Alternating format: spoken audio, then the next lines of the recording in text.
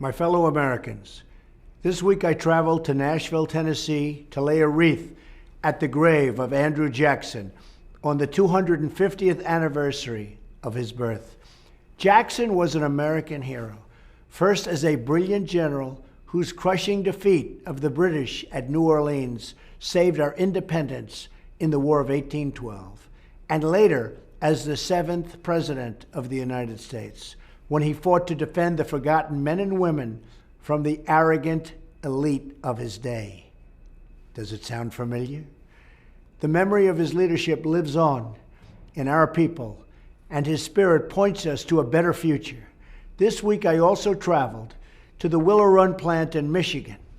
At that facility during the Second World War, the Ford Motor Company built not cars, but entire airplanes. At one point, workers there produced a complete B-24 Liberator every single hour. Hard to believe.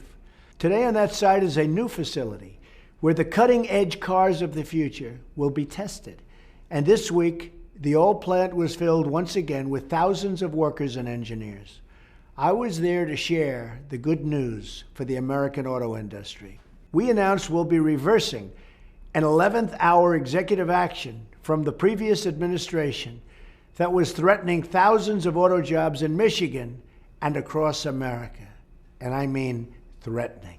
It was very, very sad to see. In fact, we are setting up a task force in every federal agency to identify any unnecessary regulation that is hurting American businesses and American jobs. The first 2 job reports of my administration show that we've already added nearly 500,000 new jobs. The days of economic surrender for the United States are over.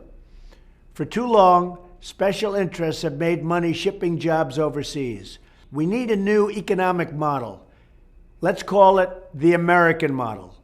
Under this model, we will lower the burden on American business, but in exchange, they must hire and grow America and American jobs. This will be a win-win for our companies and for our workers. Let's buy American and hire American. Let's create jobs in America. Let's imagine new industries. And let's build a beautiful future together. Among the workers building B-24 bombers at the Willow Run plant during World War II was one tough lady. You might have heard her. They called her Rosie the Riveter. And when Rosie's country called her, she answered the call. Rosie was famous for her toughness and her strength, and for the words that were emblazoned above her famous image. It said very simply, "We can do it." If Americans unite and find again within our nation the soul of Rosie and the spirit of Jackson, I have no doubt that we can do it, and do it like never before. Thank you. Enjoy your week.